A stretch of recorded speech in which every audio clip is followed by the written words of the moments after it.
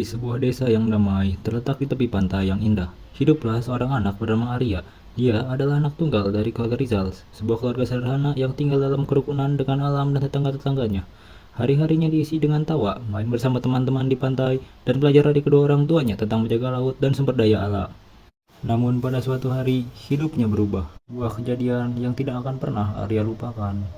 Karena apa yang menjadi takdir hidup Arya itu akan merubah dia selamanya. Pada hari yang malang itu, sebuah gempa besar terjadi, melanda desa Arya dan seluruh wilayah di sekitarnya. Arya yang saat itu berada di sekolah terkejut karena tiba-tiba atap di kelasnya rubuh.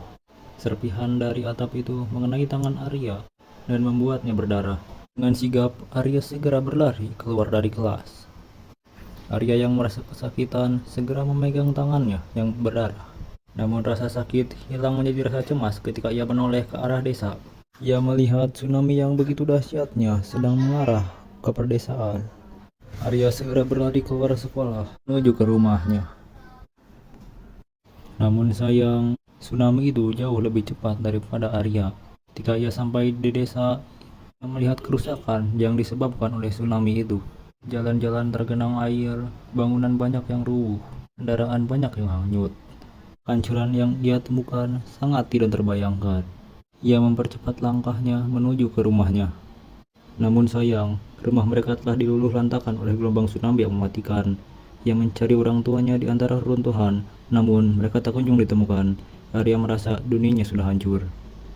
Sementara itu, tim penyelamat dan relawan datang ke desa untuk memberikan bantuan. Mereka menemukan Arya yang terluka dan terisolasi di antara reruntuhan. Arya segera dilarikan ke rumah sakit. Di rumah sakit, ia selalu memikirkan tentang nasib kedua orang tuanya. Selang beberapa hari di rumah sakit itu, Arya diberikan sebuah kabar buruk oleh sang dokter. Sang dokter mengatakan bahwa regu penyelamat dan relawan tidak berhasil menemukan kedua orang tuanya. Mereka sudah dinyatakan hanyut di dalam ombak tsunami yang dahsyat itu. Arya langsung merasa sepi dan kehilangan. Ia tidak punya keluarga lagi, tidak punya tempat yang bisa disebut rumah. Kehidupannya dulu yang riang ganti menjadi sepi dan gelap. Masa depannya seolah sirna dalam sekejap mata. Namun, ada satu sinar harapan dalam kegelapan itu. Seorang kerabat dari pihak ibunya, yaitu Bibi Arya yang baik hati bernama Maya, datang dari kota besar untuk merawatnya.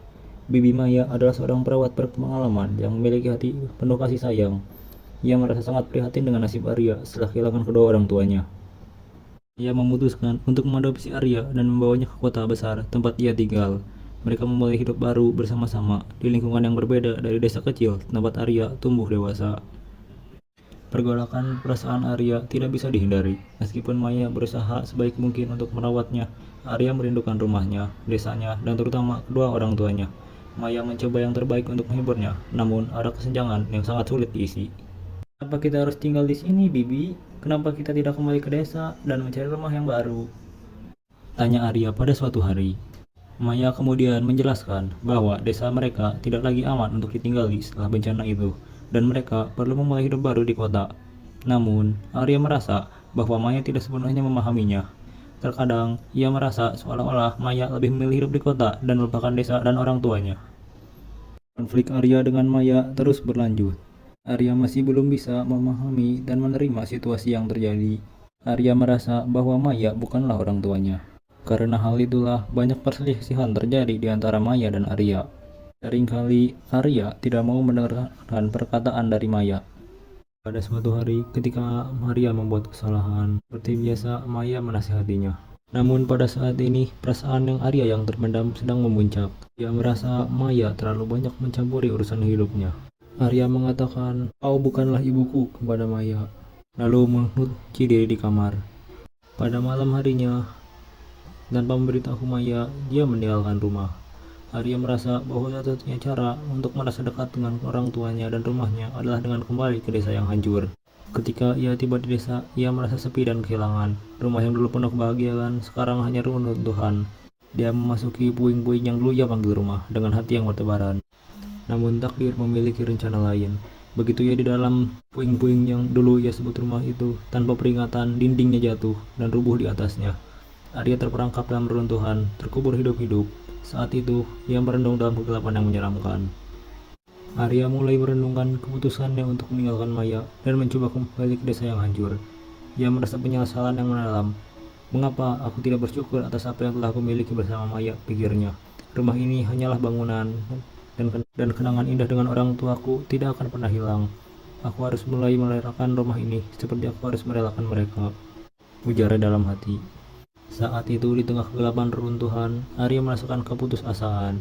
Ia menyerahkan dirinya kepada takdir. Ia menerima kenyataan bahwa rumahnya yang dulu tidak akan pernah kembali, dan orang tuanya juga tidak akan hidup lagi.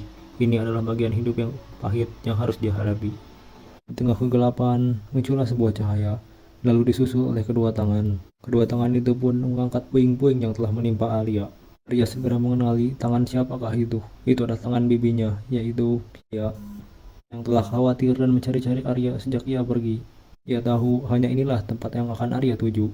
Maya kemudian berteriak memanggil bantuan. Bersama-sama dengan tim penyelamat, mereka berhasil menggali Arya dari runtuhan. Wajahnya pucat dan tubuhnya lemah, tetapi dia masih hidup. Maya memeluk Arya dengan erat. "Oh Arya, kamu membuatku sangat khawatir. Kenapa kamu pergi begitu saja?" Arya menangis. "Maafkan aku Bibi, aku terlalu egois dan tidak bisa merelakan rumahku yang hancur. Tapi sekarang aku paham bahwa rumah itu hanyalah fisik. Yang terpenting adalah kita berdua. Aku ingin meminta maaf karena telah membuatmu khawatir, dan untuk membuatmu merasa seperti aku adalah anak yang sebenarnya bagimu." Maya tersenyum lembut. "Aku tahu kamu selalu merindukan orang tuamu dan rumahmu. Sayang, tapi kamu juga adalah bagian keluarga kami. Sekarang kami mencintaimu."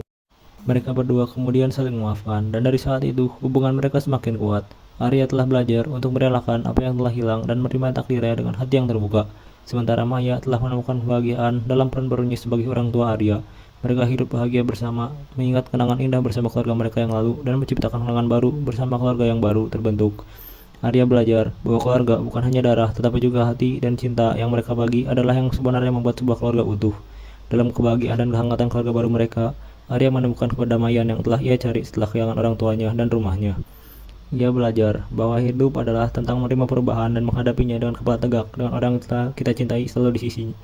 Di bawah cakrawala kota yang penuh harapan, Arya dan Maya menjalani kehidupan yang penuh kasih sayang, menciptakan kenangan indah bersama, dan membuktikan bahwa cinta sejati bisa melampaui segala rintangan dan bencana yang mungkin menghadang.